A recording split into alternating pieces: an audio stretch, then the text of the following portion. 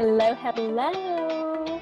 Welcome, guys, to episode 2 of Weddings Unscripted, a business show for wedding pros hosted by your wedding business boss's co-host, Kristin Kaplan, and myself, Ginny Krauss.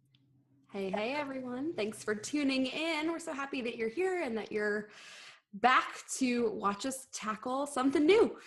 Yeah. Today, we're going to be talking all about community over competition, what it really means, at least in our minds, and what we really think about what this whole movement is. So, yes. This was an interesting topic because I've been kind of wanting to talk about this for a while because I feel like this has been a big thing in the wedding industry for the last few years, this idea of community over competition and, joining together and banding together to help everybody out. But I think sometimes it can get taken a little too far and everybody sort of has different expectations of what community over competition means. So I thought it would be a fun thing for us to dive into today and for us to kind of talk about what comes to mind for us. Yeah, like where are the limits? How far is too far? Yes, so true. And I was thinking about kind of when we really first started hearing about this. And I actually was kind of a dork and looked up where the term "a rising tide lifts all boats" comes from, because many of you guys know the Rising Tide Society. We're not affiliated with them at all or anything, but can't really help but talking about this movement because I feel like they really, they brought it to the forefront. Yes, for a lot of creative entrepreneurs. Yes. They really did. And so turns out JFK actually said it in a speech back in the 60s, the whole rising tide lifts all boats thing. But his speechwriter found it somewhere else and they don't really even know where it actually came from. But it's often attributed to JFK. Fun fact. Yeah. But the Rising Tide Society really did sort of catapult this movement to the forefront and made it a really big thing in not just the wedding industry, but sort of the whole creative industry. And I think it's a great thing. I'm really glad that finally everyone did start helping each other and talking about issues more. That was something, that's kind of why I started talking about pricing at first, was because I was like, I feel like no one, there used to be a time you could never find out what anybody else in the wedding industry charged because nobody would talk about it. Ever. We got this planner charging $500, this planner charging $5,000, and you're not allowed to know or discuss it. Everything was so tight-lipped in this whole industry. So that's something I really love that the Rising Tide Society came about and sort of brought this to the forefront so that we would start talking about these things and we would start helping each other, because I do feel there's a lot of good stuff in this movement. But I think the debate comes in with what is on limits and what is off limits when it comes to sharing? Because I do feel like we've seen some people kind of come in and accuse people of not being helpful or something else if they're not willing to share something, which I think is kind of crazy, because I've seen that happen where somebody will be like, oh no, that's trade secrets, or that I'm not going to share that with you. And then people are like, what do you mean? Community over competition? That's not very nice. And it's like, I don't think people should also be attacked. Exactly. Yeah. For deciding that there are some limits there somewhere. Yeah. So that's kind of what we wanted to discuss today, is what are those limits? And is there too much, sharing too much a bad thing? Or, have we ever experienced anything? I don't know, Ginny, have you ever, I guess let's start with a positive. So do you have any things in your business where, the whole community over competition thing has helped you in your business? Definitely. Just finding community in general. Because I think in the first episode, we talked a little bit about how we were alone online entrepreneurs for so long, whether you're in the wedding industry or any just online based, I'm not sitting in an office with another human being industry. Yeah. So finding that community and that camaraderie really helps. But also having those limits, because I'm a giving person at heart. And with my first business, I was really the first person that ever started, I just kind of created the niche that I was in at that point in time. And I had a lot of people that would just rip me off and they wouldn't even contact me. They would just steal all the content copy from my site and all of this. And so I did have a bad taste in my mouth as to how far is too far. But then I also did really connect with other people that were helpful to me, and I was helpful to them. But I've also been in a situation where I really needed some help and some insight on things, and no one was willing to give it to me. And I always, from being on that perspective of it, I always knew that if I was able to help someone, that I would. But that doesn't go without saying that there's not a limit to where you have to then pay me for my value. I can't give you a whole business plan, a whole brand strategy for free, so there is a limit. But, I'm happy to just help people and answer questions about their journey or how to get started, or, what my experience is. And if I've spent high and low searching for something that isn't a hidden secret. I mean, there's so much out there. If you found it quicker than someone else or whatever, why does that matter? So I think being on the two ends of, I feel like when you give, you also get. Mm-hmm. And I've been on the end where I really just needed help at some point in time, and no one would help me. Step up. I won't name any names. But if I give ever the dirt, ask, Ginny. you know who you are. Don't come knocking. Don't ask for my help ever again. Yeah. So I think you bring up some good points. And I guess in thinking about it, that's where I guess I try to look at it from how much was invested, whether time or financially, to get the information to start with, because that's I went through a whole coaching program to get to and it cost me $5,000. No, I ain't sharing it with you. Right. You're going to have to invest in that coaching program yourself.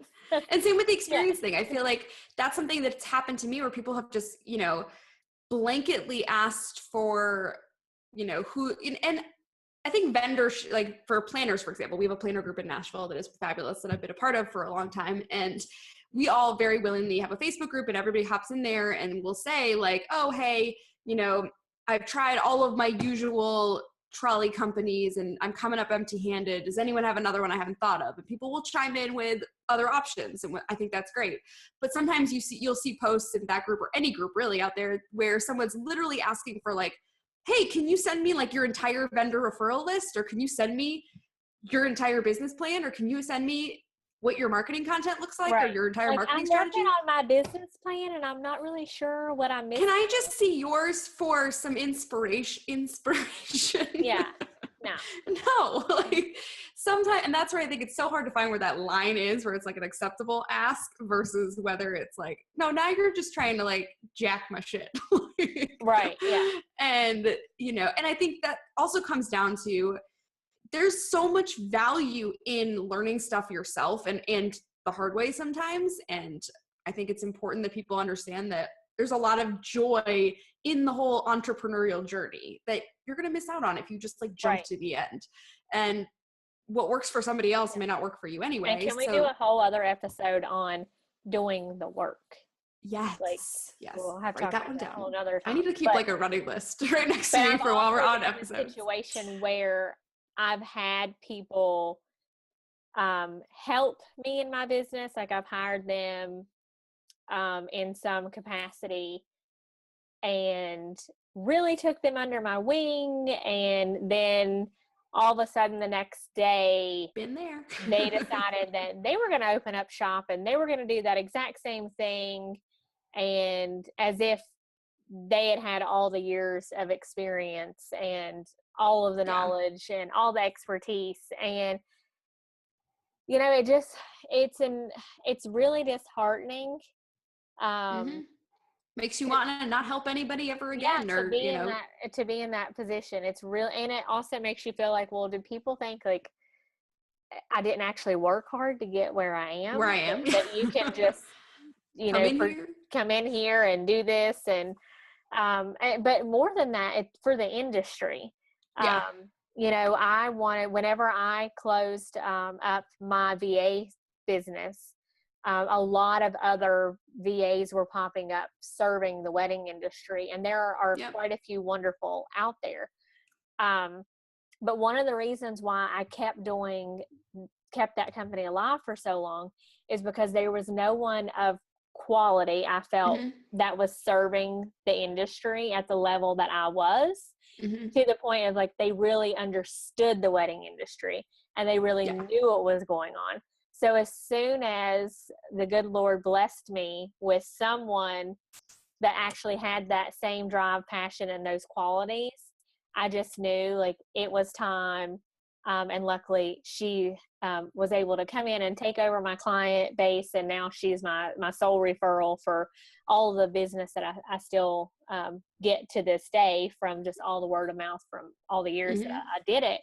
But that was so important to me to not abandon the industry for something that was so needed. People needed social media managers, blog managers, submission managers that actually understood what it was like to be a wedding business owner and that knew the industry and the market. And I couldn't just abandon the wedding industry. Yeah. So yeah, at least you passed it along to someone that also had the same work ethic that you did, also understood it in the way that you did, and was willing to put in that work. Because there's no quick fix here. And I think that's where, I guess in examining this question of like, where's the limit of how much information is too much to ask for or expect from somebody else in the name of community over competition, versus like, we all still got to respect each other's businesses and like the hard work and experience that people have put in over the years before we make certain asks, because some asks are just too big. And I think for me, it always comes down to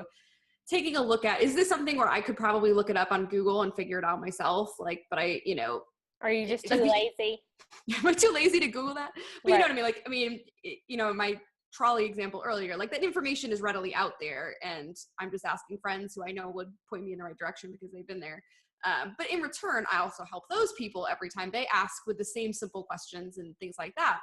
And that's, I think, actually probably another good point that I didn't really even think about until now was, I think it's okay maybe to make some of those asks if you're also going to be willing to give, and as you said earlier, and be a giver and make sure that you are putting just as much out there as you are asking for. Because I remember actually our friend Kathy Olson did a Periscope way back in the day on this, and I thought it was brilliant. This idea that like the rising tide only raises all boats if there's water. If everybody's constantly like pulling out, siphoning out all the water and not putting anything back in, we're going to have a problem. And that's something I think's happened a lot too, where people just ask and want everyone to fix all their problems and tell them all the info and get them to the next step. But then they're not givers at all and they're not putting anything back. And I think being part of community in general means to be a giving and contributing part. So a lot of people will be inside of these Facebook groups and they're only in there when they have a question to drop, and then they drop the question and they leave, and it comes never help anybody else. And week after week, and you never see them chiming in to give that advice, like what you were just saying. And at the end of the day, people really start to notice that. The people that are truly inside of communities that are thriving, because I know that everybody has a Facebook group these days, but there are communities that are really doing it right and are really thriving because the members in it are diehard community givers. So I feel like when you show up and you do it the right way and you're not just all sucking the water out of the well, then it can be done really well and you can move forward in your business. Plus, you also get a lot of acknowledgement and recognition when you're a helpful and kind human being. Exactly. And that's a great point. I think Facebook groups are a great example of that. Got to put in before you are always asking everybody else for help and to answer your questions and help you with your business. Make sure that you're giving back to others and you're helping others in those groups and everywhere. And which is why you shouldn't be in all the groups. That's a very good point. Pick the ones that just you be in actually, ours. No, just be in ours. Yeah. No. Screw all the other ones.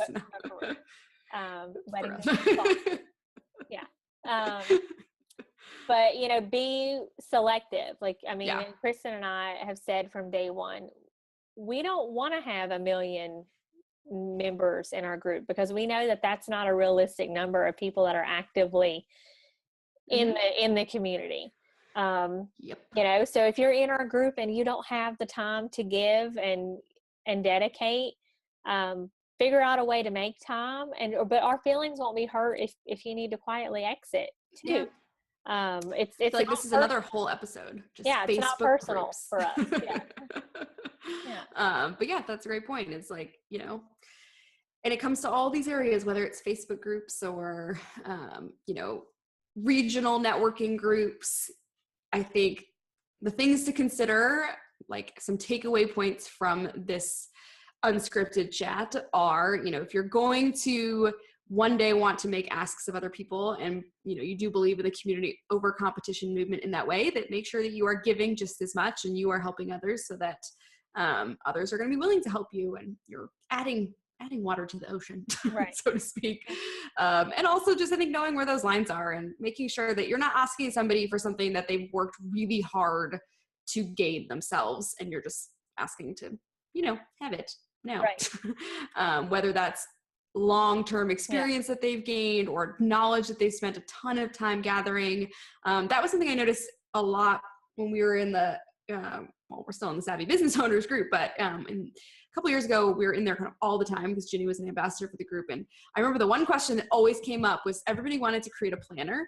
And they were always like, hey, can somebody tell me exactly where to go to source my plan, like to get the planners and get them made? And nobody would answer that question.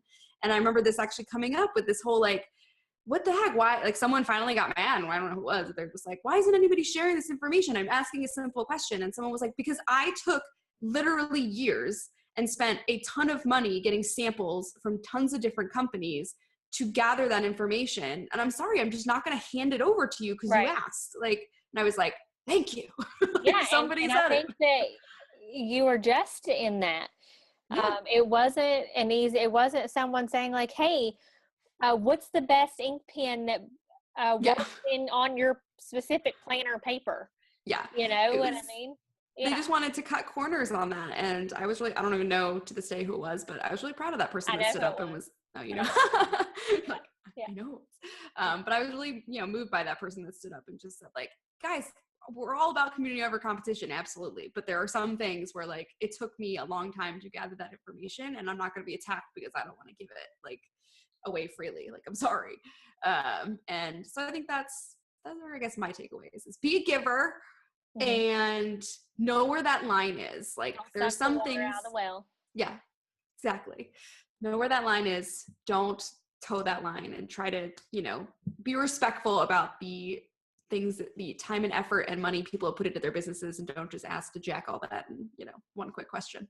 Can I pick your brain? Right. And don't this is a whole nother conversation, but don't get close to people just to get like their trade. Get information. Yeah. Because that is a whole nother topic, but I know we've seen this time and time again with the whole coffee chat phenomenon, and really being biz besties with people and talking openly and freely. And then all of a sudden people get kind of dropped like hotcakes after the information was given. Information was given. Yep. That could be another one. We hear a lot about it too. Yeah, we can go all into coffee chats and networking in a future episode. Unscripted is going to get we have so many topics really already exciting. We've come up with we could chat for hours about, but hopefully this was a good bit of information for you guys, and that you guys will think about your own take on community over competition, and whether it's something that you believe strongly in, or whether it's something that scares you a little bit. But I think with these, helpful bits, this will help you to work with other people in a way that does help everybody, but doesn't leave anybody feeling burned. And wherever you're watching this, whether it's on YouTube or Facebook or in our Wedding Business Bosses group, we would love for you to comment and let us know what your take on community over competition is, and what your positive and negative outcomes of it. We want to know both sides, and really your take. Our whole goal of Weddings Unscripted is to kind of have open conversation, The View style, and kind of open it up to not just Kristin and I, but to you guys as well, for, future episodes and to kind of reflect on as well. So make sure you pop a comment in wherever you're watching this so we can check it out. And we'd love to chat with you more about it and get your thoughts. Yeah, make sure to check us out over on weddingbusinessbosses.com, our brand new awesome website that should be launched by the time you're watching this. And if you are not already a member of our Facebook community, it's awesome. We like to party, we love to watch TV, and we love to eat a whole lot of cake. Yes, we do. So that's Wedding Business Bosses. You can look that up on Facebook and follow us on Instagram. So we will chat with you later for episode 3. All right. Thanks, you guys. Bye, guys.